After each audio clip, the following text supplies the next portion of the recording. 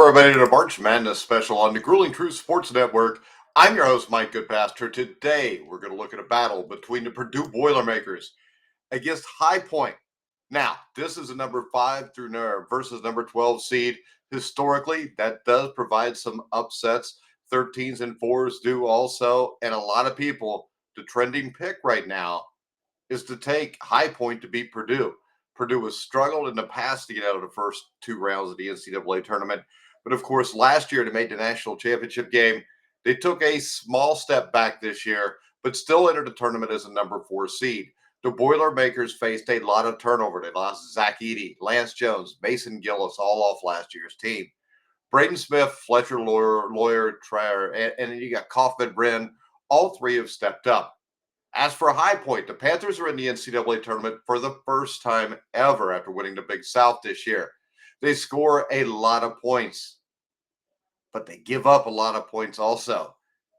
So when we look at this matchup right now, Purdue's favored anywhere from 7.5 to 9.5, according to what sportsbook you check out.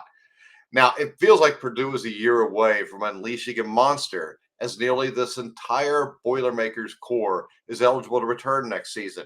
Now, of course, with the transfer portal, who knows? But this Purdue team is very good. It hasn't looked the part of a Final Four contender after last year's run, but they do look like a top 25 team. The Boilermakers have 3 core scorers: Trey Kaufman-Wren, Braden Smith, and Fletcher Lawyer. The development by Kaufman-Wren and Smith has been terrific. Kaufman-Wren seamlessly ascending to the role of leading scorer, and Smith growing in as a shooter and one of the best guards in the country. Now, the scoring options get remarkably thin after that trio, though. There's not a lot of depth on this team, and relying on only 3 legitimate scorers isn't a curse by any means. But the drop off is so steep, unless a freshman like CJ Cox can step up, the concern pops up when any of the core 3 might struggle. Size is also an issue for Purdue, which dropped from 10th nationally in rebounds to 315th without Edey. At 6'9", Kaufman-Wren is tall, but he's not a prototypical big man by any means. Teams that can pound the ball inside have given Purdue issues this season. I mean, hell, they lost to Indiana. So it obviously gives you issues.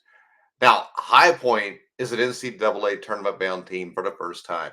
The Panthers are dangerous. They're one of the nation's better low-major teams. High Point only seemed to get better as the season went on. They had a disappointing start to the start of the Big South season, but that turned into a 14-game winning streak, and Alan Huss's team hasn't lost since January 16th. What gives High Point a real chance here is the offensive depth of this roster. There are so many players who can score. Keeza Griffith, Kimani Hamilton, both impressive scorers from this team. And also, you got Bobby Pettiford and Demario Williams. They have taken their high major experience and turned it into Big South success. The Panthers' rotation is about 9 deep, and just about everyone can score the basketball. The defense has improved from last season, but there are still concerns after it allowed 200-point performances by UNC Asheville. High Point didn't play a quad 1 game, and its toughest opponent was a North Texas team that doesn't have anything resembling a high-octane offense. High Point is going to score in this tournament. The bigger question is whether the defense can contain talented high major teams. James Madison and Grand Canyon both proved last season that mid-majors can advance in spite of defensive concerns. But the defensive concerns are greater here for High Point than they were for either one of those teams last season.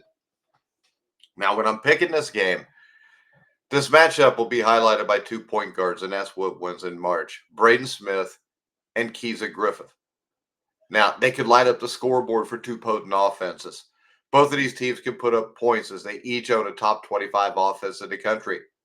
Therefore, for High Point to pull off the upset, the Panthers are going to have to find a level of defense they haven't found so far this season. High Point's 227th ranked defense is not a good matchup for a Purdue team that has a top 10 offense itself. The Boilermakers have the talent advantage and the matchup advantage, which means they should be able to hold off the upset. Purdue may not replicate its Final Four run from last year, but it feels like the Boilermakers got a good break when facing this team.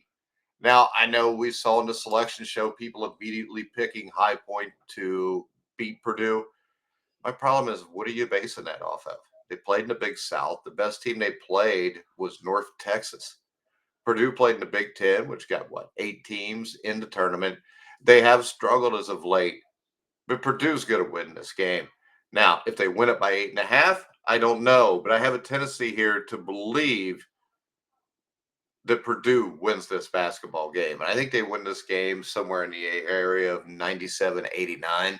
So I would say on the point spread, bet at your own peril. If you're going to bet the game on the money line, just bet a lot of money so it pays off, but take Purdue. I think there is a whole lot of hype here about High Point, and I don't think defensively that hype will hold up. Now, it is possible Matt Painter is a choker in the NCAA tournament. But last year, he won 5 games in the NCAA tournament. He got to the championship. He had clearly the second best team in the country, and he lost to a better UConn team. So I'm going to err on the side of Purdue beats High Point. All right, guys, if you want to bet this game, bet it at BetMGM, the top sports book for betting on college basketball. You can click on the link in the description down below if you're watching on YouTube. Now, also go to X, follow me at Grueling Truth, like, subscribe, hit the bell notification on YouTube. But for now, I'm Mike Goodpaster. You've been watching and listening to The Grueling Truth, where the legends speak.